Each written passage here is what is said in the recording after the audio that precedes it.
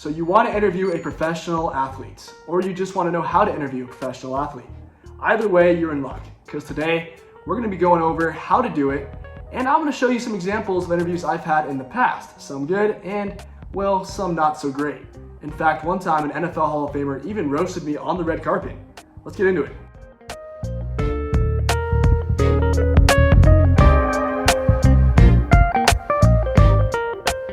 The first thing to remember is that you're just talking sports. Like, obviously there's different circumstances. If you're on a red carpet, it's going to be different than in a post-game interview for context. But in the end, you're just talking sports, and no matter what the question is, don't overthink it. And, you know, it can be easy to put them on a pedestal, but in the end, they just want to talk sports with you. And as long as you reach deep down into your sports fandom and ask them a question that you'd want to know if you were just a fan, instead of trying to ask the perfect question as a reporter, that's going to help you a lot. And that's something I've learned, that you don't need to ask the perfect question. You need to ask a question that people want to know the answer to. And that's really just changed everything, I'd say. And it's something that will serve you really well. You know, it helps a lot for sure. The second thing to remember is make sure you know what you're talking about. Now, there's no worse feeling, and luckily I don't think I've been in this situation, but I've seen reporters stumble through it where they just don't know what they're asking, or they'll mispronounce someone's name while they're speaking to them, or they'll ask them a question. Or like, the worst thing is when it's the off season and maybe somebody was traded and a reporter's like, hey, your team, for example, like how's the outlook for the Pistons going to be this year? And they got traded to, like, I don't know, the Bulls or something, and you don't know that, like, just stuff like that. So make sure, whether you're just covering a one-time event or you're covering a team, make sure you're well researched. And like I said, don't overthink your questions, but you also want to make sure you know who you're talking to and what you're talking about. Because in the end, you have this job probably because you know something about sports, I'd assume anyway. And if you go in there not asking stuff that's relevant, then what are you doing?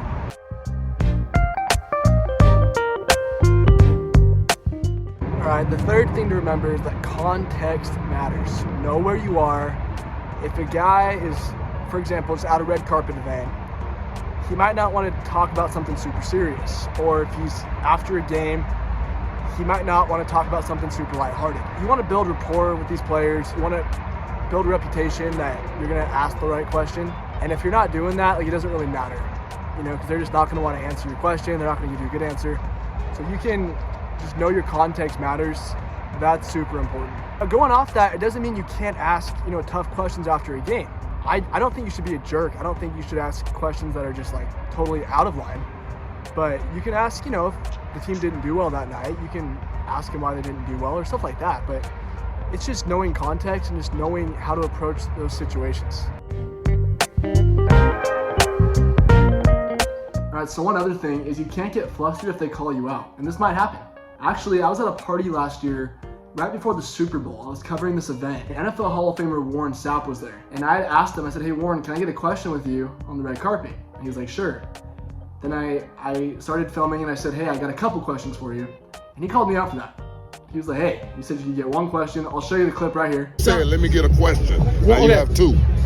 So you said, let me get one. You got valid. One question. That's valid. That's out of your mouth. I better make it good then. Hey, that's fair. You better. All right, here it is. Ready?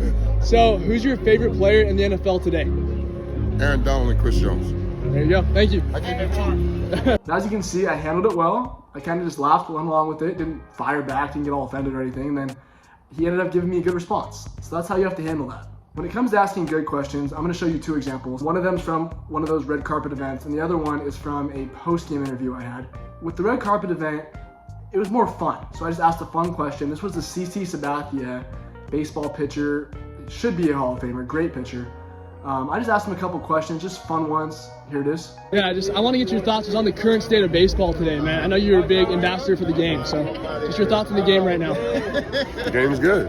Yeah. Making a lot of money, you know what I mean? Players are in a good spot, so season's about to start, so we're excited. WBC, it's a lot of stuff to be excited for in baseball. For sure, and then last question, who's your favorite pitcher to watch in the game today? I don't like to watch good pitching. I like to watch home runs and hitters. Yeah, so, favorite hitter? Aaron Judge. Of course. As you can see, it wasn't too serious. He gave me good answers. We had a good laugh. Good stuff. And here's one after a game. I was talking to Kyrie Irving here. And obviously, you got to be more professional. And this may seem obvious, but I wanted to show an example just to kind of give you guys a glimpse of what a post-game interview looks like. Hey, Kyrie, I asked Coach this, but Luka gets hurt, comes back, has a great fourth quarter. What does it do for the team when he comes back and does that? I mean, it just eases a lot of the pressure. When you have somebody that's commanding double teams all the time, you're able to space out on the weak side and get some open looks, or play 4-on-3 basketball, 3-on-2 basketball, advantage basketball. It just puts us in a good rhythm, and we can trust those shots down the stretch. We can rely on those shots down the stretch when we're wide open, getting corner threes, wing threes, or you see Maxey driving, you see me driving, Josh driving. We just got to be ready to play off the basketball when Luka gets doubled, and he's doing a good job of accepting double teams, even though we know he wants to kind of get buckets and go at everybody. So we allow those possessions as teammates, but we also know we got to help him out and be aggressive ourselves in order to get a great team win. So as you can see, it was a lot more serious. I asked, what I think was a good question, and he gave me a good response. And that's how you have to approach that. All right, so some of y'all might be asking, well, how do I get in this position to ask questions like this? And to answer that, go ahead and check out this video right here. I talk about how to get into sports media. It will help you out. Check it out, and go ahead and like and subscribe, and I will see y'all next video.